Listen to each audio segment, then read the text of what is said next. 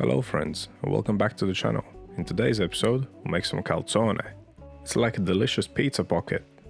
You fill it up with your favorite ingredients, fold it over, bake it, and then serve it with the sauce on the side. And it's so simple to make. We're not going to use any pre-ferments. This is going to be a same day bake. So if you are craving some calzone, you're not going to have to wait for too long. So let's get on with it, and as always, you'll find a full recipe with all the details down in the description box, with metric and imperial units. So first things first, let's see what equipment we need. We'll need a tray with some non-stick paper, a bowl to mix our dough in, scales, dough scraper, temperature probe, a brush and a rolling pin. Now on to the ingredients for the dough. You need some strong white bread flour, water, yeast, salt, some olive oil and some wholemeal flour for extra flavor. Now for the filling, I'm going to use some pepperoni, smoked ham, some ricotta, grated parmesan, some olives, basil, a little bit of black pepper and an egg for brushing on top. Now to make it more convenient and easier, I'm going to mix the ricotta with the olives, basil and the black pepper, and a little bit of the parmesan. This will make the job easier come filling time. All you want to do is mix it all up, leave it on the side. Now last but not least, the sauce.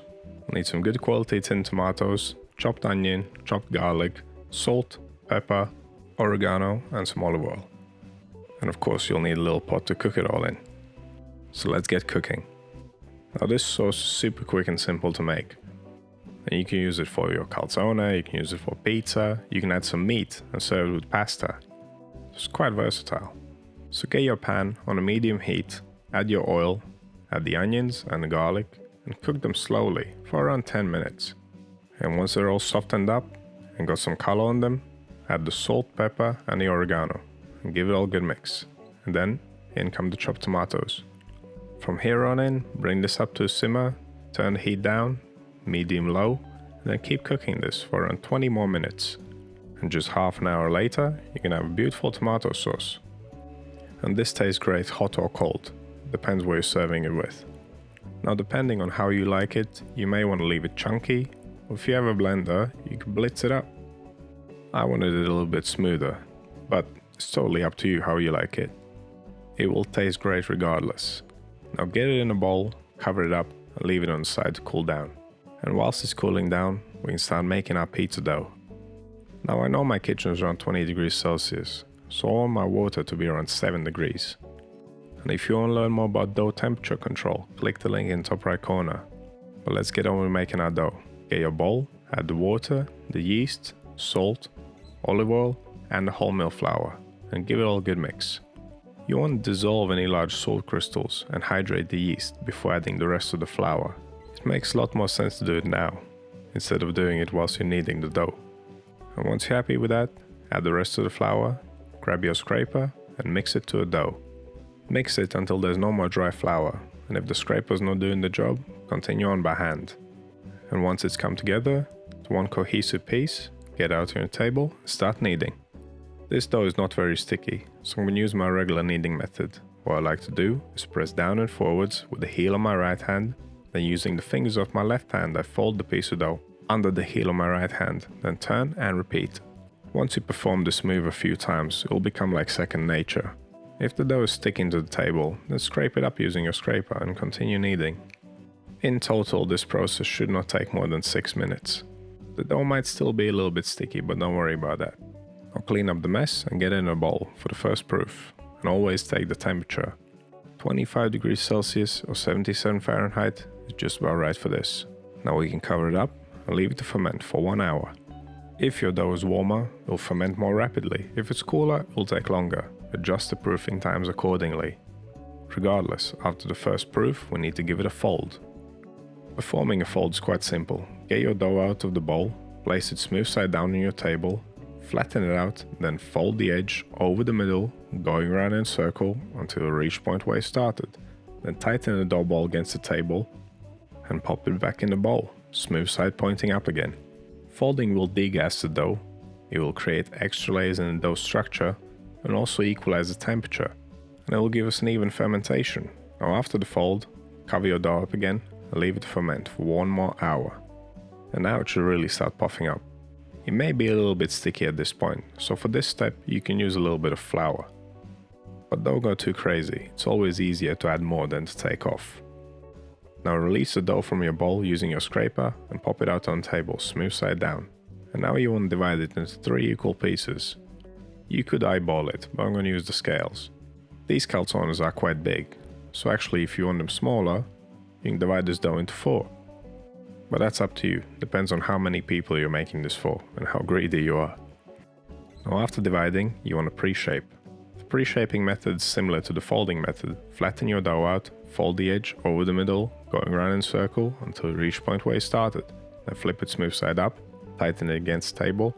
You can also pinch the seam together at the bottom.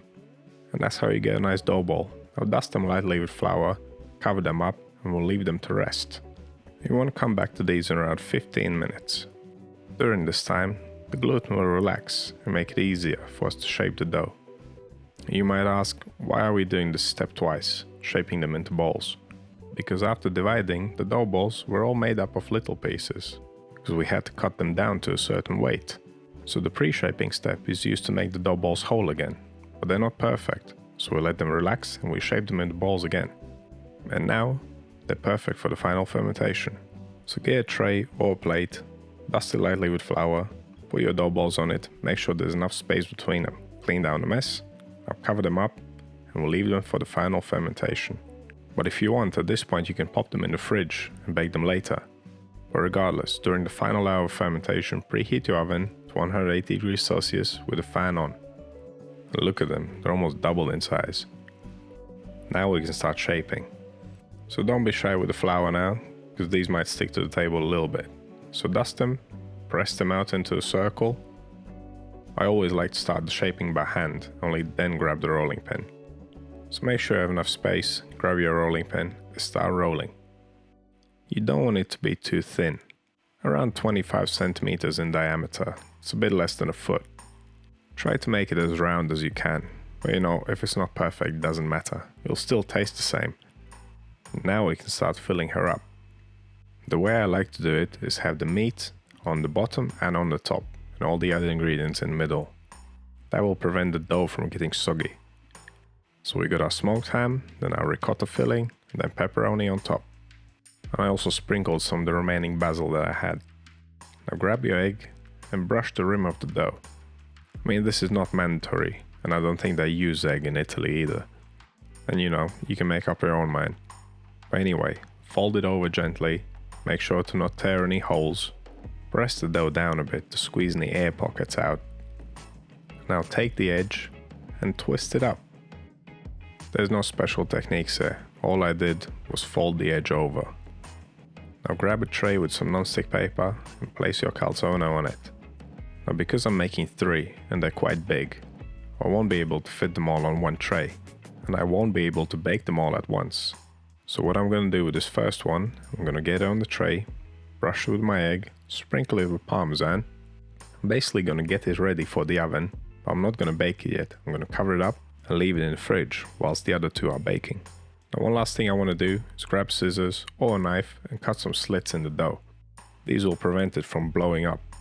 And that's it, it's ready for the oven, but instead this one's going in the fridge. Now let's get on with the other 2. And now just repeat the same steps that we took earlier. And if you messed up that first one, now's your time to improve. So brush top, sprinkle with cheese, cut some slits, get them in the oven. They'll take around 25 minutes. You want them to be puffed up and golden brown all over.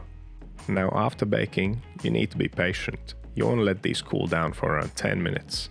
Ideally on a rack. But if you don't have a rack, don't worry, just put them on a plate. And if you don't let these cool down and bite into one of them, you'll burn your face off, trust me.